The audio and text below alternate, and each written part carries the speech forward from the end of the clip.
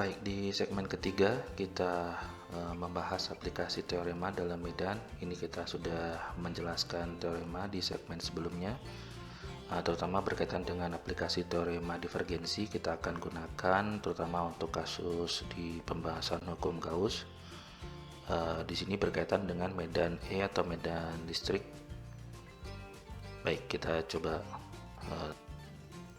Sebelumnya kita juga sudah membahas terkait dengan persamaan. Ini berkaitan dengan medan listrik dan juga berkaitan dengan elemen permukaan. Jadi kalau kita berhubungan dengan elemen permukaan dan juga integral, kita mungkin membutuhkan pemahaman terkait dengan materi sebelumnya berkaitan dengan transformasi koordinat. Nah, di sini berkaitan dengan medan listrik, misalkan ada suatu muatan plus Q kecil seperti ini, dan di sini kita bisa melihat garis-garis gaya dari medan listrik kurang lebih menyebar, dan ini akan lebih mudah bekerja pada koordinat bola. Maka sistem koordinat kita ada kemungkinan kita perlu pemahaman berkaitan dengan elemen permukaan di koordinat bola. Jadi arah garis medan E ini sejajar dengan arah elemen permukaan bola kita atau DA. Ini arahnya menyebar, sementara normal dari permukaan DA kita ini, elemen permukaan ini juga menyebar, dan ini searah begitu ya. Kalau kita tinjau pada sistem koordinat bola pada arah vektor R topi begitu. Jadi kita akan melihat itu, dan sementara dari teorema divergensi berkaitan dengan vektor V, di sini kita melihatnya sebagai medan dari E ini, ya begitu, karena ini menunjukkan semacam seperti flux begitu ya.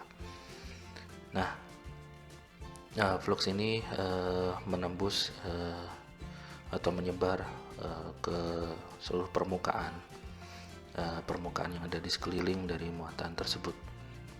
Nah, berkaitan dengan elemen permukaan, kalau ini pada arah vektor R topi satu dimensi, nah dua dimensinya ini mungkin kita bisa melihat ada R dan juga pada arah theta. Kemudian kalau bola, selain theta di sini kita juga punya arah pi. Jadi kalau koordinat bola ini full atau penuh begitu, kita akan punya dari titik pusat itu adalah searah R, kemudian kita punya searah theta, ya seperti ini dari 0 sampai 2 pi, dan juga pi-nya juga dari 0 sampai 2 pi mengelilingi begitu, mengelilingi untuk bidang yang melingkar seperti ini. Sedangkan yang theta untuk melingkar yang dari atas ke bawah memutar seperti ini, sedangkan yang pi memutar seperti ini. Sama seperti kalau kita membahas koordinat kartesian, ada sumbu x, y, z, kita akan punya bidang untuk volume 3 dimensi, misalkan bidang x, y, kemudian ada bidang y, z, dan juga bidang zx. Nah, kalau misalkan koordinat bola, kita juga punya 3 elemen permukaan yang bisa kita tinjau, yaitu berkaitan dengan DA1 ini berkaitan dengan theta dan pi, d theta sama d pi, jadi ke arah bawah dan ke arah melingkar begitu. Nah, sedangkan yang DA2 ini contohnya untuk R dan P begitu, sedangkan yang DA3 ini untuk R dan theta. Nah, mungkin pembahasannya karena kita akan berhubungan dengan vektor yang searah dengan R topi, maka kita akan gunakan bentuk yang seperti ini karena kita punya R topi. Nah, bentuk seperti ini kita bisa tunjukkan. DA1 ini adalah DL theta, DL P sama R topi. Sementara DL theta ini ditunjukkan sebagai R d theta. Sedangkan DL P ini R sin theta d P. Nah, kalau digabung kita akan mendapatkan R kuadrat sin theta d theta d P R topi pada arah R topi. Nah, setelah kita memahami ini, nanti akan kita gunakan untuk membahas elemen kita berkaitan dengan flux. Flux adalah ukuran medan listrik yang melalui permukaan tertentu. Jadi misalkan ada flux seperti ini, mungkin representasi vektornya kurang pas kalau ini permukaannya bulat, tapi anggap saja ini permukaannya bukan kulit bola, tapi ini misalkan bidang begitu. Kita punya dA, ini vektornya. Nah, kalau misalkan kita punya bola mungkin akan lebih representatif. Ilustrasinya adalah seperti ini, di mana normal dA ini sejajar dengan vektor medan E. Kekuatan medan sebanding dengan kepadatan garis medan atau jumlah persatuan luas, dan kerapatannya dan karenanya medan E dot dA proporsional dengan jumlah garis yang melewati area dA ini. Jadi kurang lebih kalau kita membaca ini semua, maka flux ini sama dengan integral dari permukaan E dot dA. Sementara E sendiri kalau berdasarkan hukum Coulomb, kita punya persamaannya atau medan listriknya ditunjukkan sebagai berikut, di mana Q per 4 pi epsilon 0 R kuadrat dikali R topi, arahnya vektornya. Nah, dari sini kita bisa substitusikan untuk E ke dalam persamaan flux ini, maka kita akan punya integralnya tertutup karena ini untuk selubung, kita bisa sebut sebagai Gaussian surface begitu, yaitu permukaan Gaussian yang melingkupi muatan tersebut yang kita tinjau. Maka ini adalah E dot dA, integral tertutup E dot dA ini sama dengan integral, kita masukkan E nya di sini, yaitu ada Q per 4 pi epsilon 0 dikali R kuadrat dikali R topi dikali dA nya kita rubah pembahasan di slide sebelumnya, yaitu R kuadrat sin theta d theta d pi R topi. Nah, ini kalau kita selesaikan kurang lebih kita akan mendapatkan Q per epsilon 0. Nah, misalkan ini perkaliannya karena sejajar, R topi dikali R topi menghasilkan 1, kemudian R kuadrat ini saling menghilangkan, kemudian integralnya ini integral permukaan, maka kita punya d theta dan dp.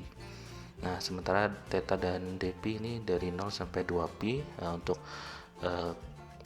keseluruhan dari volume bola ini, sehingga kita akan mendapatkan 2 kali integral sin theta d theta dp itu kurang lebih 4pi, dan akan menghilangkan komponen bawah ini, dan kita akan mendapatkan Q per epsilon 0, yaitu untuk satu muatan.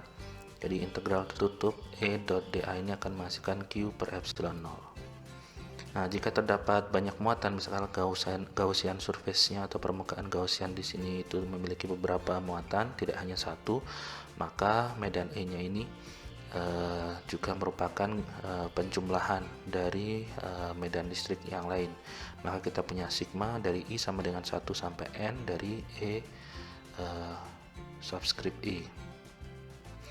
Tergantung seberapa banyak jumlah muatan. Misalkan muatannya ada 2, maka N di sini ada 2, penjumlahannya ada 2. Oke, kita coba gunakan. Nah, dari persamaan ini selain menggunakan bentuk ini, tadi kita nyatakan totalnya itu sebagai bentuk ini, dan kita akan mendapatkan sigma dan integral tertutup. Maka di sini kita akan mendapatkan secara diskrit dari sigma n per sigma dari I sama dengan 1 sampai ke N dari QI per epsilon 0. Nah, ini adalah pengaruh dari satu muatan. Karena ada beberapa muatan sampai ke N, maka ini butuh sigma seperti ini. Nah, dari persamaan ini mungkin kita bisa sederhanakan bahwa QI, Q-nya dalam bentuk tulisan kecil, Q kecil, I ini bisa kita nyatakan sebagai Q besar N close atau ENC ini.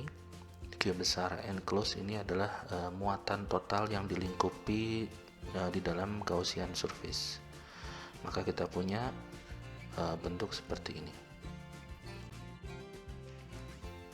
Setelah kita mengetahui persamaan umum dari hukum Gauss yang lebih awal, nah kita di bagian ini mencoba menunjukkan aplikasi dari teorema divergensi. Nah, teorema divergensinya kita memiliki bentuk yang sebelumnya ditunjukkan seperti ini di segmen sebelumnya.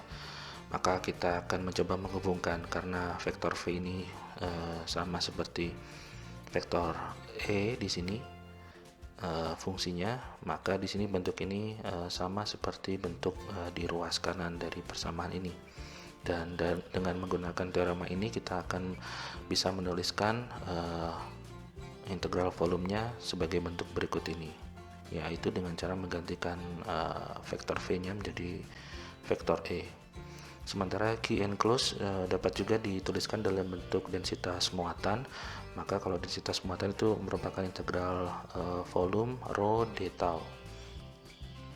Maka bentuk Q enclosed per epsilon 0 ini sama dengan integral volume rho per epsilon 0 d tau. Jadi anggap saja penulisan dari muatan yang terlingkupi Gaussian surface ini dituliskan sebagai distribusi densitas muatan atau kepadatan dari muatan begitu ya, yang melingkupi volume bagi integral seluruh volume. Kita kembali ke persamaan Gauss yang sebelumnya kita dapat di slide sebelumnya. Kita punya persamaan ini, maka dengan menggunakan dua bagian ini kita bisa menuliskan sisi kiri ini kita coba gantikan dengan bentuk ini, dan sisi kanan kita gantikan dengan bentuk yang ini. Nah, jadi dari dua sisi ini kurang lebih kita bisa mengamati ada dua bagian integral volume d tau. Di sini juga punya integral volume d tau. Ya, kurang lebih ini sudah setara, atau secara sederhana kita bisa menuliskan dalam bentuk del dot E sama dengan rho per epsilon 0, dengan rho adalah densitas muatan. Baik, terima kasih.